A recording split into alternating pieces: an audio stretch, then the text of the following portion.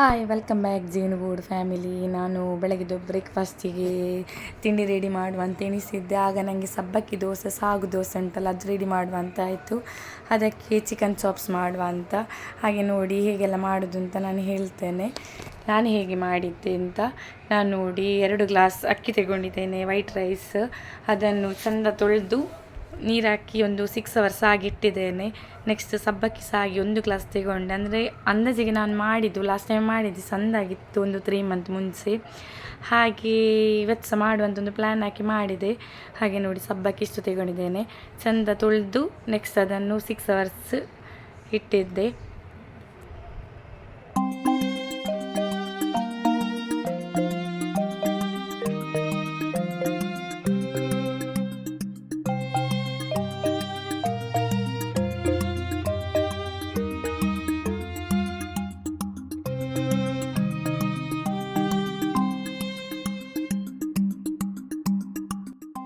ಒಂದು ಸಂಜೆ ಆಗುವಾಗ ನಾನು ನೀರಲ್ಲಿ ಹಾಕಿಟ್ಟಿದ್ದೆ. ನೋಡಿ ನೈಟ್ ಆಗು ಹೀಗೆ ಆಗಿದೆ.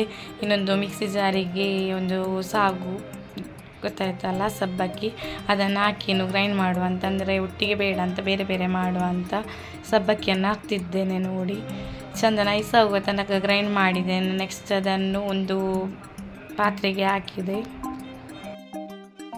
ಈಗ ಅದೇ ಜಾರಿಗೆ ನೋಡಿ ನಾನು ಅಕ್ಕಿಯನ್ನು ಹಾಕ್ತಿದ್ದೇನೆ. ಅದನ್ನು ಸಹ ನೈಸಾಗಿ ಗ್ರೈಂಡ್ ಮಾಡಿ ನೆಕ್ಸ್ಟ್ ಅದೇ ಪಾತ್ರೆಗೆ ಹಾಕಿದ್ದೇನೆ.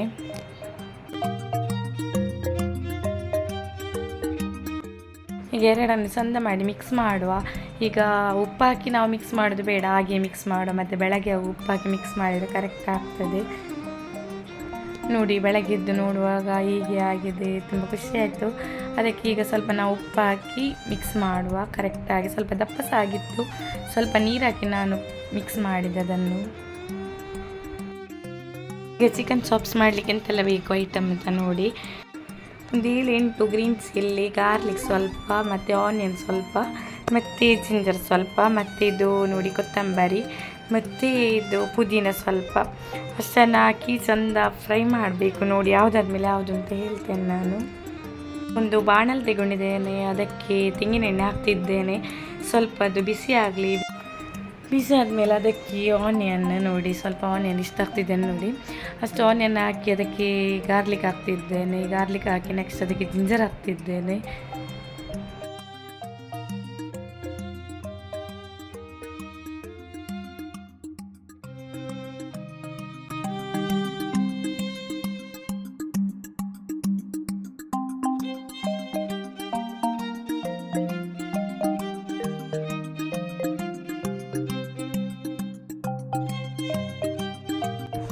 ಈಗ ಒಂದು ಇಷ್ಟನ್ನು ಫ್ರೈ ಮಾಡ್ತಿದ್ದೇನೆ. ಚೆಂದ ಫ್ರೈ ಮಾಡಿ ಆದಮೇಲೆ ಅದನ್ನು ಮಿಕ್ಸಿಗೆ ಹಾಕ್ಲಿಕ್ಕೆ ಉಂಟು.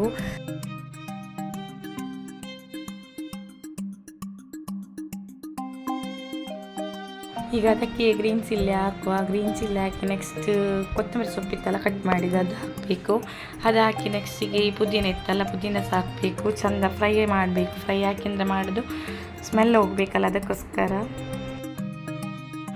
ಹಸಿ ಸ್ಮೆಲ್ ಬರ್ತದಲ್ಲ, ಆ ಸ್ಮೆಲ್ ಬಂದರೆ ಒಳ್ಳೆ ಆಗೋದಿಲ್ಲಲ್ಲ ತಿನ್ನಲಿಕ್ಕೆ. ಚೆಂದ ಫ್ರೈ ಆದರೆ ಅದು ನಮಗೆ ಕರೆಕ್ಟಾಗಿ ಗ್ರೇವಿ ಸಿಗ್ತದೆ, ನಮಗೆ ಸ್ಮೆಲ್ ಸಹ ಬರೋದಿಲ್ಲ. ಅದಕ್ಕೆ ನೋಡಿ ಈಗ ನಾವು ಒಳ್ಳೆ ಮೆಣಸು ಉಂಟಲ್ಲ, ಪೆಪ್ಪರ್, ಅದು ಸಹ ಒಂದು ಸ್ವಲ್ಪ ತೆಗೆದು ಅದಕ್ಕೆ ಹಾಕಬೇಕು. ಇದು ಗರಂ ಮಸಾಲ ಹಾಕ್ತಿದ್ದೇನೆ, ಸ್ವಲ್ಪ ಕೊರಿಯಂಡರ್ ಪೌಡರ್ ಹಾಕ್ತಿದ್ದೇನೆ. ಅದು ಫುಲ್ ಹಾಕಿ ಚೆಂದ ಫ್ರೈ ಮಾಡಿ ಕರೆಕ್ಟ್ ಫ್ರೈ ಆಗಲಿ. ಫ್ರೈ ಆದಮೇಲೆ ಅದನ್ನು ಮಿಕ್ಸಿ ಜಾರಿಗೆ ಹಾಕ್ತಿದ್ದೇನೆ.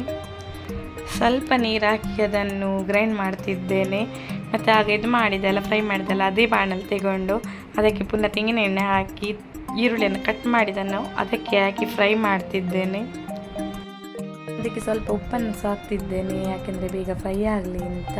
ಹಾಗೆ ಅದು ಫ್ರೈ ಆದಮೇಲೆ ಚಿಕನನ್ನು ಅದಕ್ಕೆ ಬೇಯಲಿಕ್ಕೆ ಹಾಕ್ತಿದ್ದೇನೆ. ಬೇಯಬೇಕಲ್ಲ ಚಿಕನ್.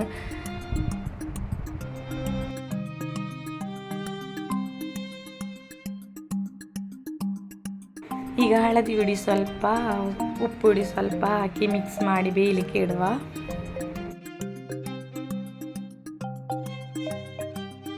ನೋಡಿ ಗ್ರೈಂಡ್ ಮಾಡಿದ್ದು ರೆಡಿಯಾಗಿದೆ ಪೇಸ್ಟ್.